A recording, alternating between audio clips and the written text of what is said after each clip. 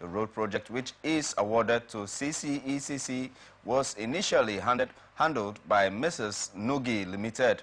The council re-awarded the project at the cost of 6.7 billion naira with 40% down payment.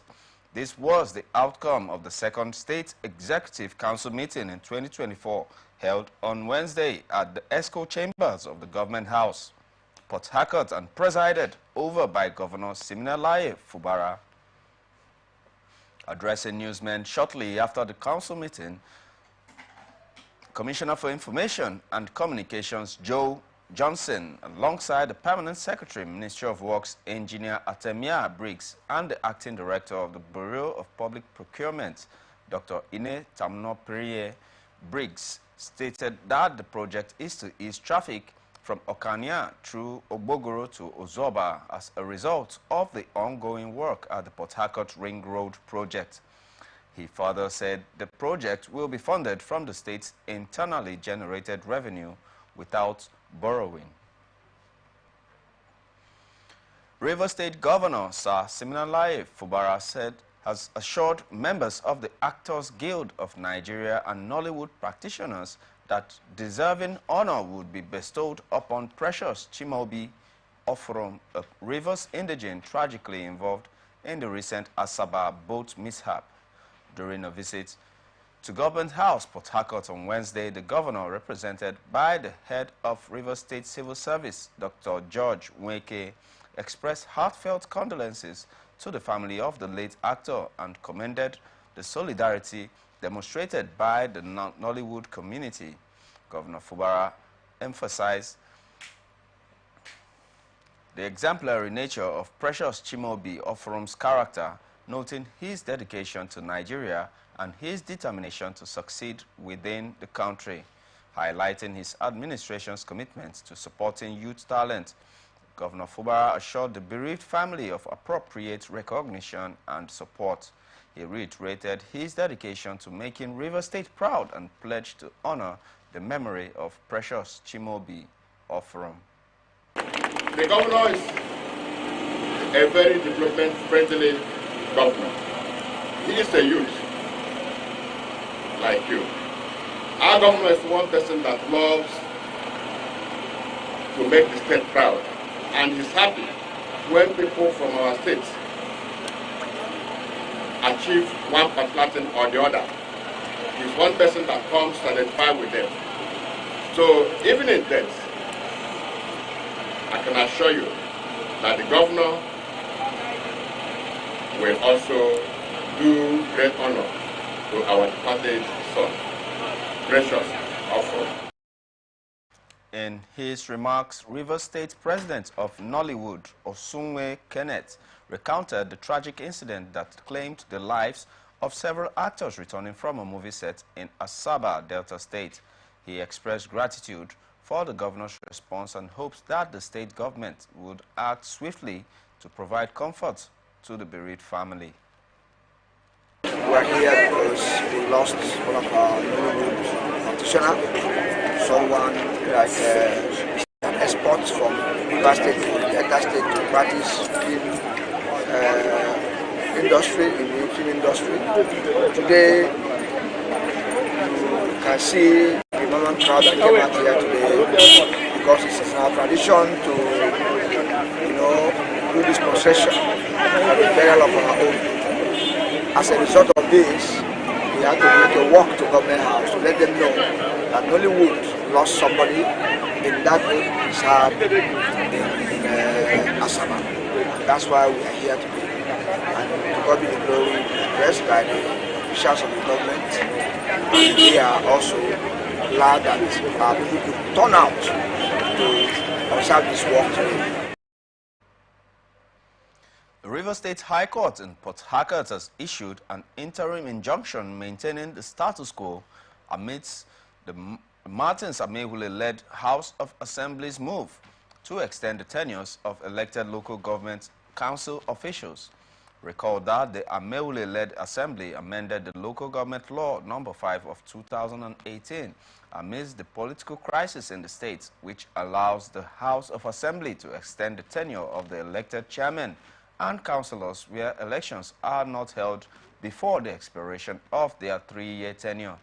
The suit was filed by the executive chairman of Opobo Nkoro, Enyada Kukigan, Bonny local government chairman, Anengi Cloud Wilcox, and 5 other elected council officials against the Assembly's decision.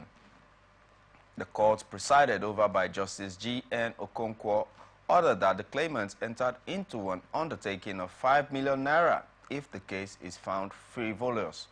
Justice Okonkwo also directed all parties to maintain the status quo pending the hearing.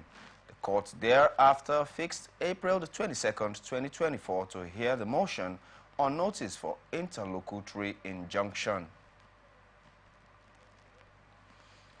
In apparent response to the recent public declaration by the River State Governor, Siminalayi Fubara, that those standing with him were men of integrity, the state's chapter of the All Progressive Congress has countered that position. APC also blamed the elders of the state of beating drums of ethnic war in the state by virtue of their utterances, which is described as ant rants, an uncanny cacophony of war drums, uncouth throwbacks, and official, unofficial threats that have dotted the political hemisphere of River State. A statement personally signed by the chairman of the APC Caretaker Committee in River State, Tony Okocha, said that Governor Fubara, who ought to be the stabilizer and the biggest beneficiary of decorum in the state that he was elected to govern, is on the driver's seat and in the ear-tingling toxic spills and exchanges that only show off River State as a dead end of development in the Committee of States in Nigeria. Okocha alleged that Governor Fubara was busy sponsoring some known official warlords whose activities destroyed even their immediate communities in recent past and ipso facto ought to remain in their cocoon of shame and dishonor.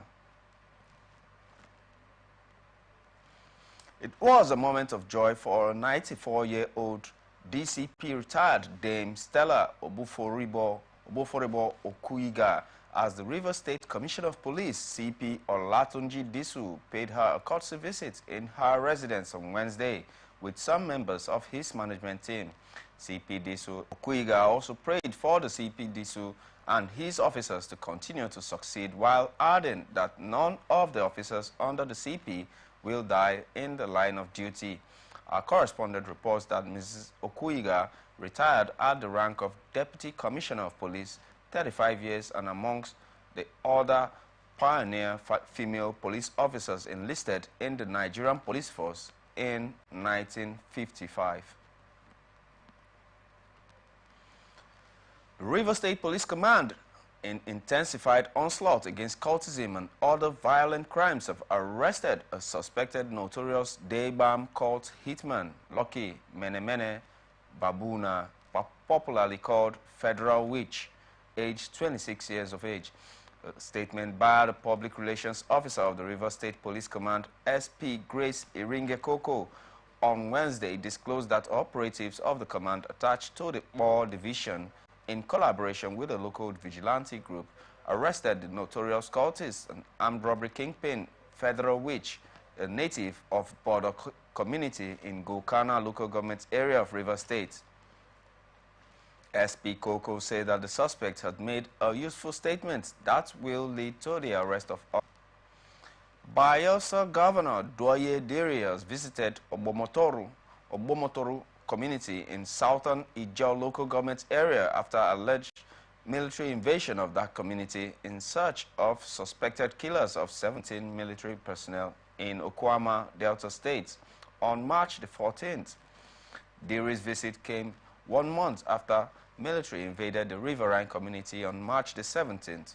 A minute silence was observed in honor of the slain soldiers. Addressing the leadership and cross-section of the community at Obomotoru Town Hall, Diri condemned the brutal killing of the soldiers, regretting that it was unfortunate that what happened in Delta State was being felt by the people of the community. He urged the military authorities to continue with painstaking investigations to unveil the killers and their sponsors, adding that all those involved must be brought to book to face the full wrath of the law. Justice Irele Ifeji of the Edo State High Court, Benin City, has sentenced 3 persons to death by hanging for armed robbery, kidnapping, and murder of one Ephraim Akhere. Justice Ifeji also sentenced one Oviasoge Sunday, alias Alhaji of Kanu, to life imprisonment for receiving an Infinity Jeep, property of the late Ephraim, which was stolen after the murder. The convicts were among the 6 persons arraigned before Justice Irele Ifeji on a 6-count charge of armed robbery, kidnapping, conspiracy, and receipt of stolen property. The court, however, discharged 2 others accused, David Williams and Monday Ozomo, for lack of evidence linking them to the armed robbery and kidnapping. In her judgment, Justice Ifeji ruled that the kidnappers rode on a motorcycle armed with dangerous weapons and kidnapped their victims, and asked Ephraim, the driver, and Sandra to move to the back seat and lower their heads while Solomon took over the driver's seat. The governorship aspirant of the Labour Party, Kenneth Imaswangbo, has asked the courts to disqualify the governorship candidate of the party in Edo State, Olumide Apata, from the September 21st election. In a suit filed at the Benin Division of the Federal High Court by his counsel, A. Malik and Co., Imaswangbo said that the LP, the Labour Party, which is the second defendant in the suit, erred by declaring Olumide Apata the winner of the party's primary elections conducted on February the 23rd, 2024. The plaintiff, who listed 9 issues for determination and 18 others for declaration by the court, asked the court to set aside the LP February 23rd governorship primaries in Edo State. In his declaration, the plaintiff told the court to bar the INEC or any other agent from recognizing Apata as the governorship candidate of the Labour Party for the September 21st Edo governorship polls. He also called for the withdrawal of the certificate of return issued by the second defendant to the first defendant as the purported winner of the said primaries. Imo State Governor Hope Uzodinma has approved the appointment of 16 special advisors to deepen the gains of the shared prosperity 3R government of his second term. In a statement by the Chief Press Secretary, Ogwike Nwachukwu, on Wednesday, the governor said that the appointments are with immediate effect. The newly appointed SAs are Barrister Leo Uwaziama, Joseph Oputa, Mrs. Ijoma Ikeguruka, Comrade Austin Chiakpo, Dr. Patrick Uzoma, Dr. Mrs. Obianuju Okejiobi, Chidi Onyemuchi, Andy Chikwe, Amarachi Anyehe, Tonia Chimenem Chinda, amongst others. Governor Uzodinma congratulated the new appointees and urged them to brace up to contribute their quota in the overall interest of the state. The Imo House of Assembly has confirmed 6 additional commissioner nominees appointed by Governor Hope Uzodinma. Speaker Chike Olembe stated that the list of the nominees was considered during an executive section on Tuesday before their appearance for screening. The House Majority Leader Kanayo Oyemechi moved the motion for screening, and which was seconded by a member representing Owerri Municipality, Clinton Amadi. The confirmed nominees are John Cliff Nwadike, Ernest Ibejiako, Emeka Mbudem, Chief Ifeanyi Oru, Dr. Prosper Ohayaga, and Chukwuemeka Okoronkwo. Following the screening, Deputy Speaker Amarachi Iwayamu moved a motion for their confirmation, noting that they had satisfied all requirements. The motion was seconded by Clinton Amadi. after which the nominees were confirmed.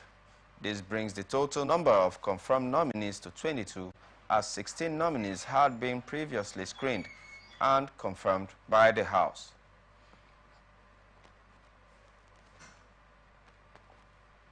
Nigeria's Security and Civil Defense Corps, Anambra State Command, has arrested 2 suspects for allegedly engaging in illegal mining activities in the state. While parading the suspects on Wednesday in Oka, the NSCDC commandant in the state, Olatunde Maku, said that the suspects were arrested following credible intelligence. And Maku said that his team arrested Madueke Apochuku, 53, from Awomama in Oro East local government area of Imo State, and Chimeze Ezenduka of number 4 Mikus Drive, Federal Housing, Onitsha. According to him, the suspects were arrested at Ibariam while conveying suspected 600 bags of solid minerals, kaolin, without a relevant permit.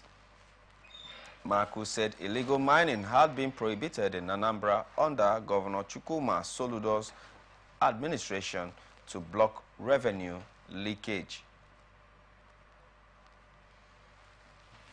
Analysts have commended Anambra State Governor Chukwuma Soludo for being patriotic and delivering good governance for his people.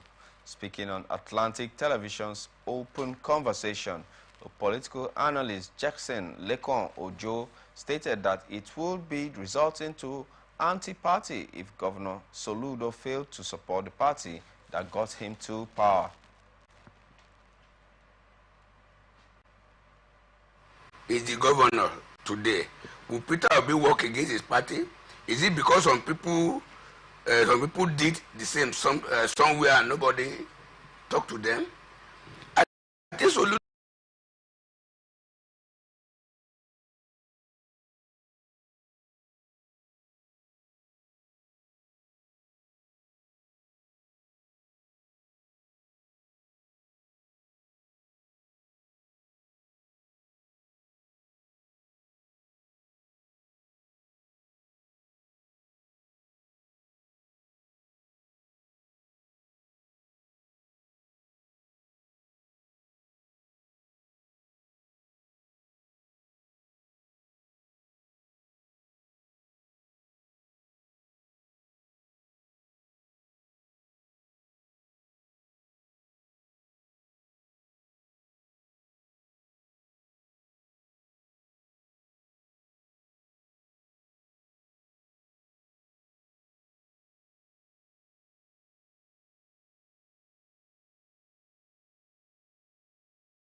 did the same somewhere and nobody talked to them. I think Soludo has done the right thing.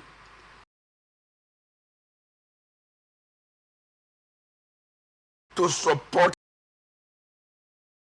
the presidential candidate of the party that voted him as a governor.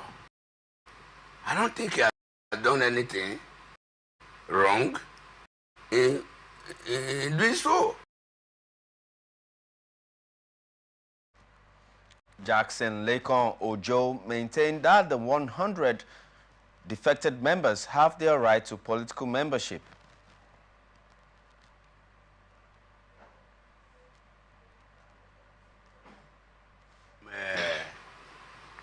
Coming back 2027 or 2025 or thereabout, they should go ahead if they have the capacity.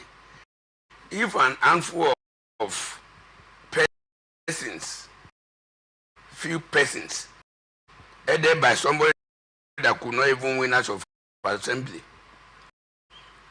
if they are raking and they are raging that they are going to stop a whole governor, I don't think there's nothing wrong in their threat. They should go ahead. If the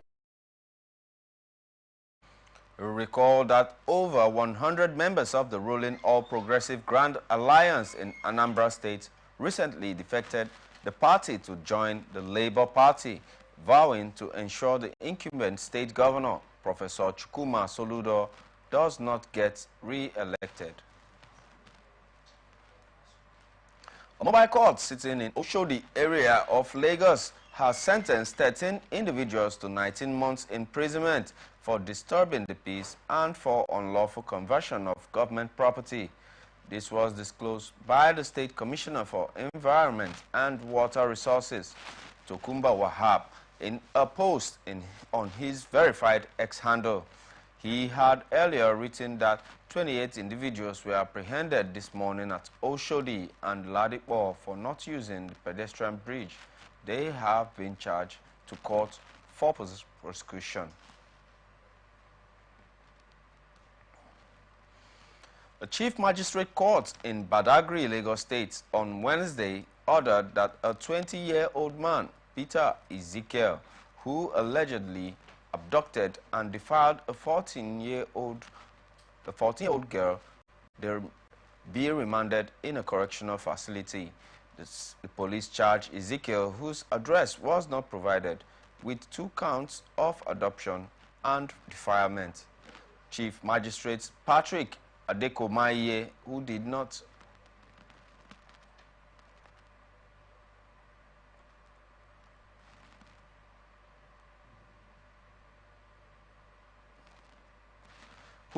take Ezekiel's plea, ordered that he be remanded in a correctional center pending when the bail will be granted in a high court. Earlier, the prosecution counsel told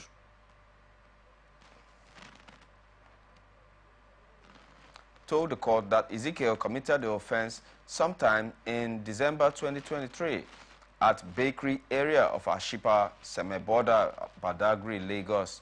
The offense, he said, contravened the provisions of sections 411, 269, 261, and 263 of the 411 of the Criminal Law of Lagos State 2010. Osun State Governor Ademola Adeleke has assented to a law passed by the State House of Assembly adopting a new logo for the state. The House of Assembly has discarded the state logo adopted by Governor Ralph Aregbesola-led administration in 2011, replacing it with a newly designed one. A statement issued by the governor's spokesperson, Olawale Rashid, on Wednesday, Governor Adeleke described the new logo as a symbol of new birth for the state. The new logo is also an educational resource material for younger generations as it contains symbols of our landmarks, strengths, resources, and history. The logo is also a tool to market the state at home and abroad.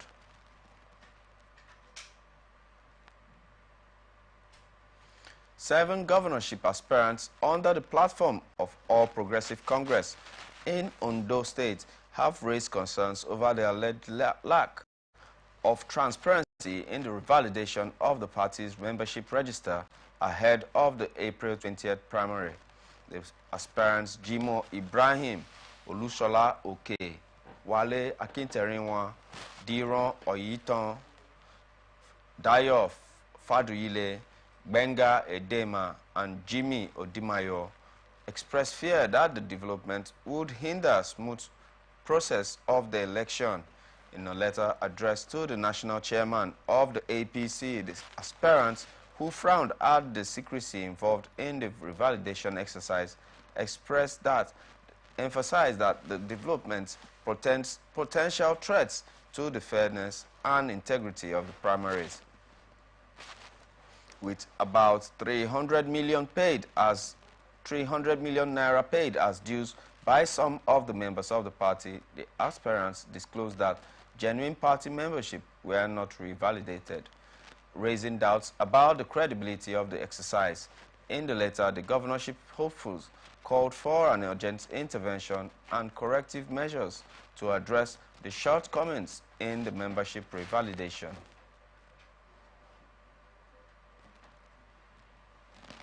Iyaganku Chief Magistrate Court in Ibadan has ordered the remand of 29 suspected Yoruba Nation agitators for invading the premises of the Oyo State Secretariat in Ibadan on Saturday.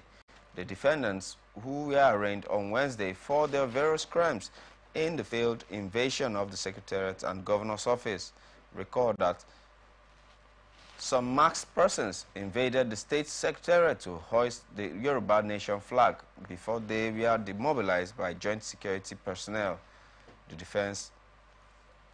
defendants face a 7-count charge bordering on conspiracy, treasonable felony, belonging to unlawful society, going armed in public, and conduct likely to cause breach of peace and unlawful possession of firearms.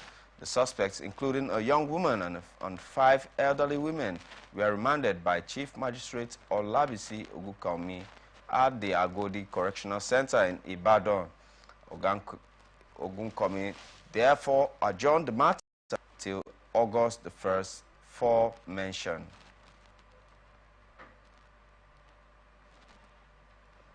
In the meantime, Oyo State government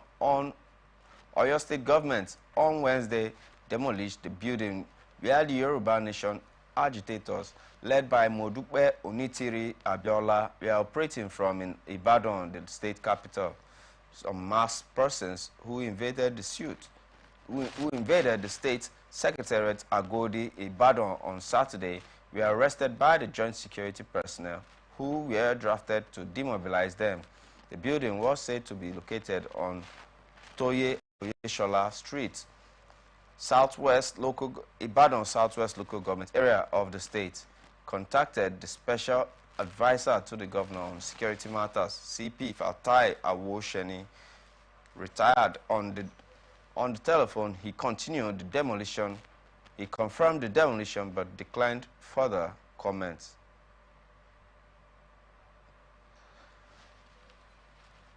The wife of the former Chief of Staff to Benue State, Honorable Terase Obunde, and a domestic aide abducted by gunmen in Makurdi last Friday have regained their freedom. Abigail Kashimana Obunde and Patience Ogute regained freedom on Tuesday afternoon after payment of an undisclosed ransom to abductors who demanded 100 million naira. They spent 4 days in captivity before their release. They have reunited with some of their family members and taken to the hospital for immediate medical attention. Mrs. Obunde thanked God for their deliverance and said that they walked long distance. They walked long distance in the bush without food and water. Her husband, who is receiving treatment in the hospital for gunshot wounds, thanked God and all those who stood with the families in prayers and financial contributions to secure their release.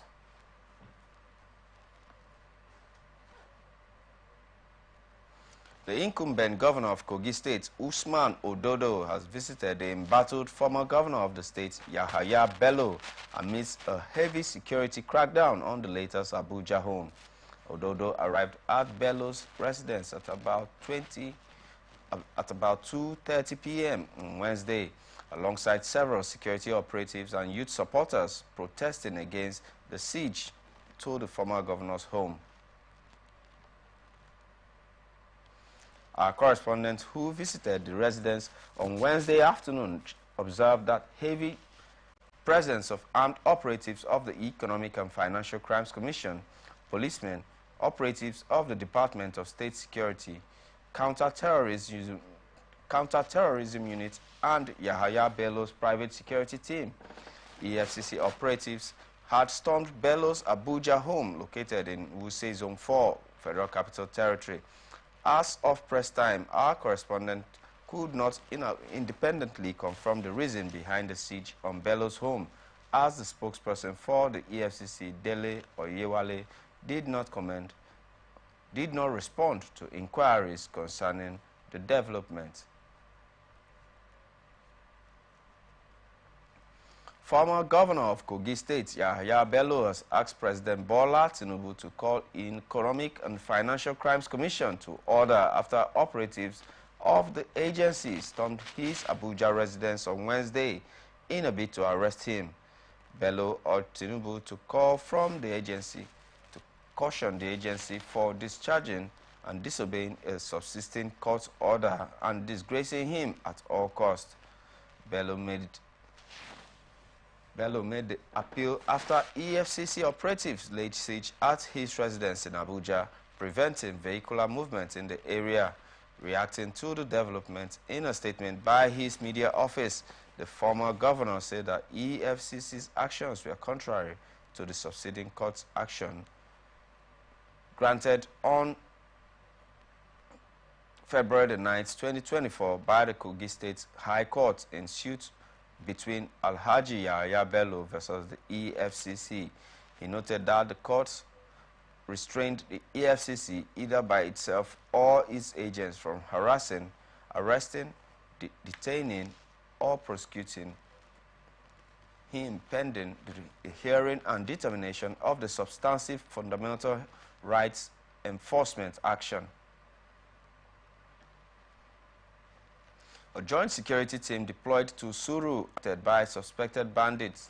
The operation was conducted by operatives of the Nigerian Army, NSCDC, DSS, vigilante groups, and confirming the development to newsmen in Benin Kebbi. The director in charge of Security Service, Cabinet Office, Abdul Rahman Zaga, attributed the success to the support of the Governor Nasiru Idris in providing all necessary tools to the agencies. Zaga said that the kidnappers could no longer withstand the security presence, thereby abandoning their victims. He explained that the rescued victims were handed over to the village head and the vigilante chairman of Zugul Liba village for them to be reunited with their families.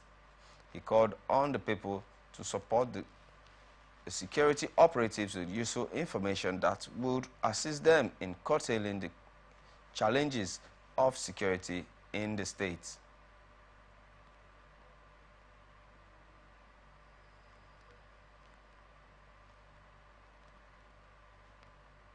State government has urged parents and guardians to support the governor Ahmad Fintiri-led administration in Deputy Governor Professor Kaletepwa.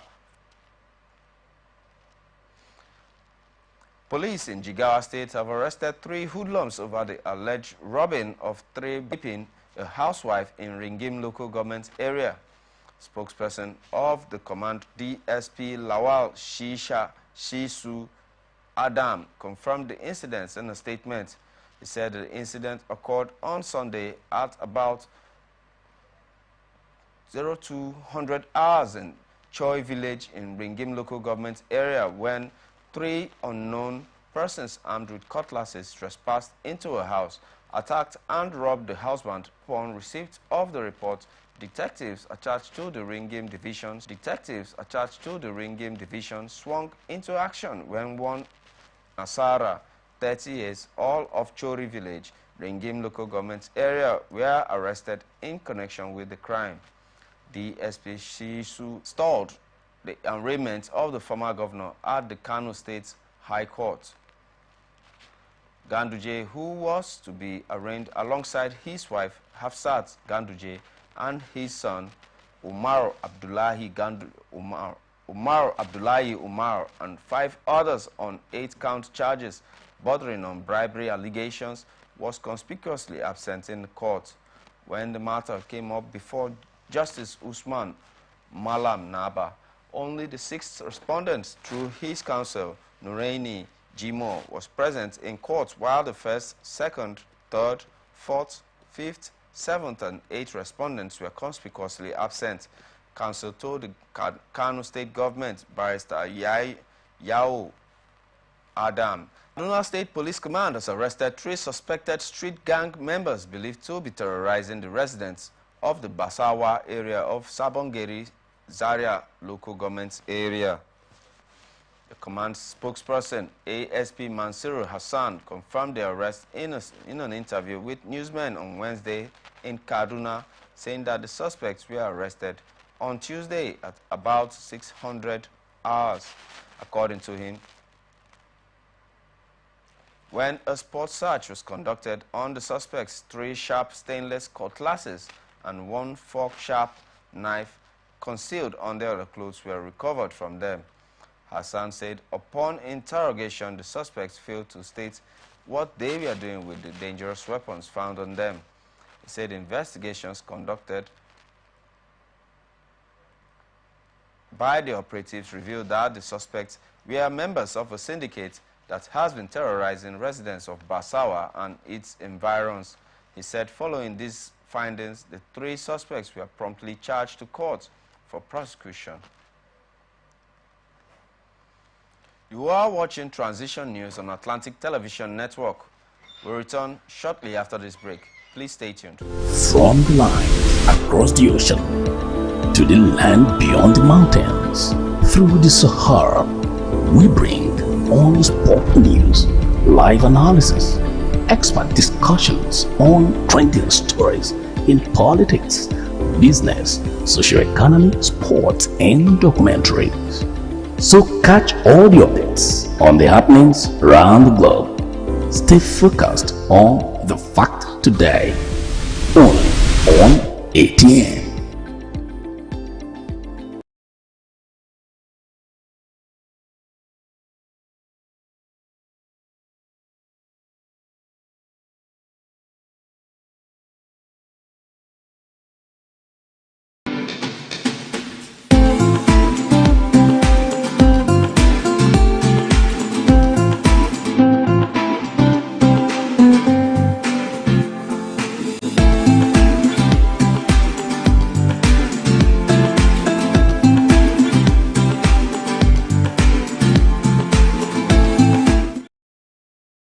Welcome back to Transition News on Atlantic Television Network.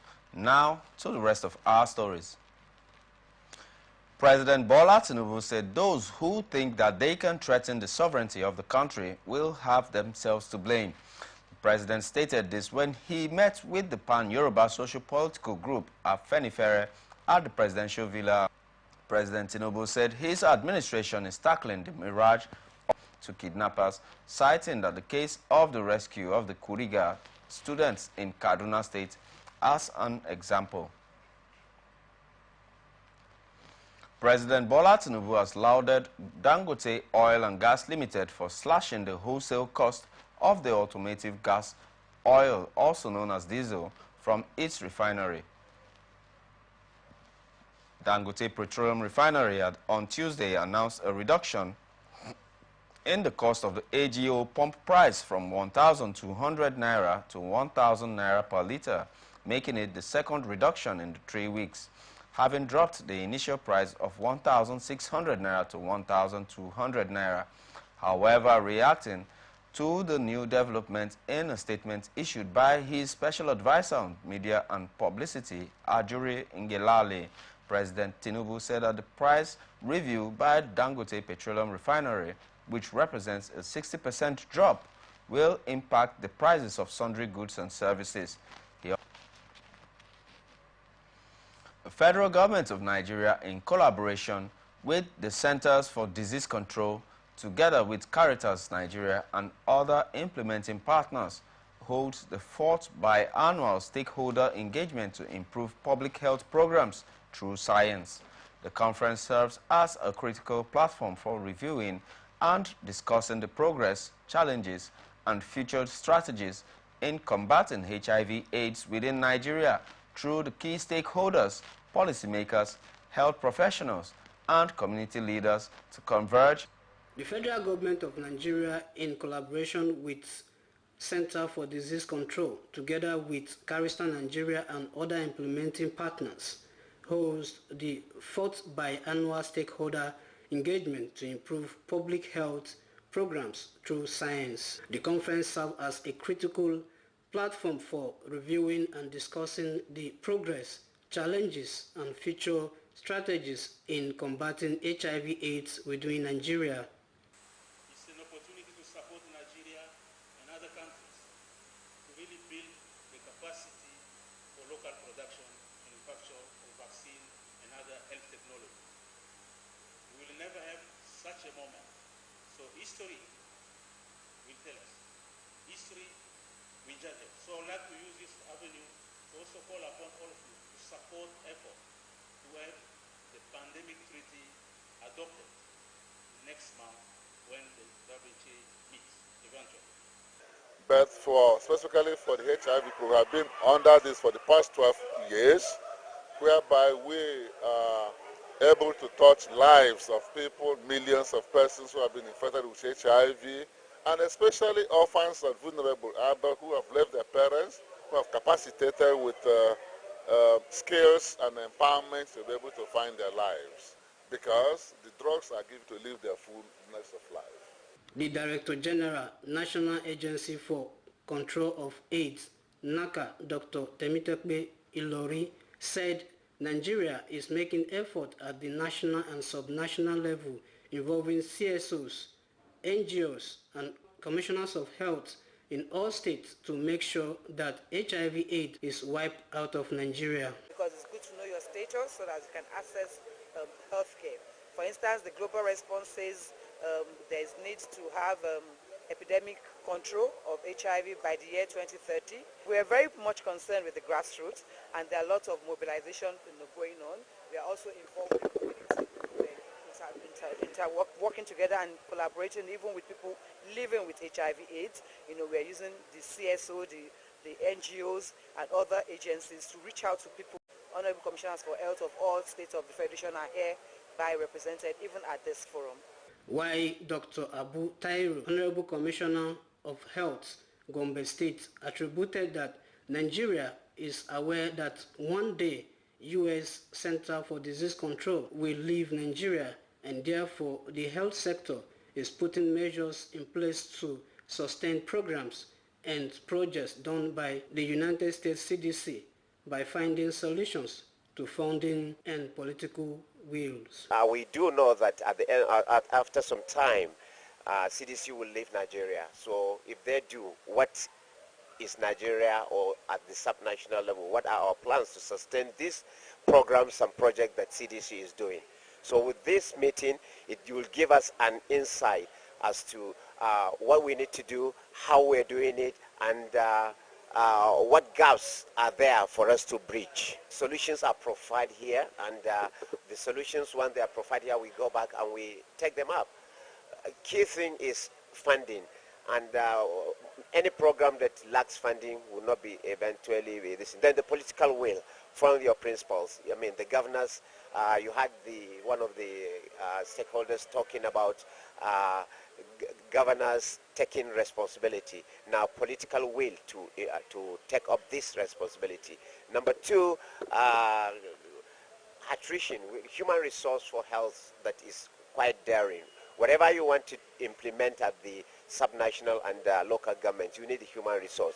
And when they are moving out or they are not available in numbers that is required to cover these places, it becomes a challenge. We are working hard to see that these gaps are filled up, and we're able to, at the end of the day, conclude by getting to our targets. Joseph Moses, Atlantic Television Network News, Abuja. The National Working Committee of the People's Democratic Party have passed a vote of confidence on the party's acting national chairman, Umaru Damagun. The party's National Publicity Secretary, Debo Olugunaba, has said this in a statement on Wednesday in Abuja. He said that the vote of confidence was passed at the NWC's 584th meeting on Tuesday in Abuja. Olugunaba said that the decision was based on Damagun's efforts aimed at repositioning the PDP as the main opposition party in Nigeria. A National Executive Council meeting of the party is slated for Thursday to either affirm Damagun as the chairman or appoint a replacement. The People's Democratic Party's Governors Forum has passed a vote of confidence on the National Working Committee. This is one of the resolutions passed by the forum at the end of their meeting on Wednesday, the 17th of April 2024 at the Akwa Ibom Governors Lodge in Abuja. This is our communique after today's meeting. The PDP Governors Forum held the meeting under my humble leadership at the Akwa Ibom Governors Lodge in Abuja on Wednesday, 17th April 2024. The meeting deliberated on various issues of interest and concern to the forum and the People's Democratic Party (PDP) and issued the following communique. 1. The meeting reviewed recent developments in the People's Democratic Party (PDP) and urged the National Working Committee of the party to set in motion the machinery to conduct credible congresses in all the states while tenures of the party officers have expired. 2. The meeting noted that there are no factions in the PDP and everybody is working together united with all the stakeholders and all the organs of the party. 3. We equally want to use this opportunity to affirm that in Rivers State, the governors will work assiduously towards resolving all issues in the state with a view to uniting all the stakeholders. The PDP governors congratulate the host, our most respected Excellency Dr. Umar Basit Eno, for his hospitality in hosting the meeting. Thank you very much. The former national chairman of the People's Democratic Party, Dr. Iyorchia Ayu, has withdrawn the court action he instituted against the party over his controversial removal from office barely 2 years into his 4-year term. His action has removed legal impediments likely to mitigate against the emergence of his replacement from the North Central. The lawsuit is believed to have impeded the PDP from having a substantive national chairman since 2023, when a high court sitting in Makurdi, the capital of Benue State, made available to newsmen on Wednesday. The Court of Appeal of Nigeria revealed that Ayu has withdrawn the appeal against the respondents filed on the 27th day of June 2023 via a notice of appeal dated on the 26th day of June 2023. The National Working Committee of All Progressive Congress, the APC, has described the court order that affirmed the suspension of party's national chairman Abdullahi Ganduje as unlawful. Addressing a press conference at the APC's Abuja National Secretariat on Wednesday, the national legal advisor of the party, Professor Abdul Karim Kana, insisted that the court order was a nullity. The press conference followed a courtesy visit to the national chairman by Ganduje.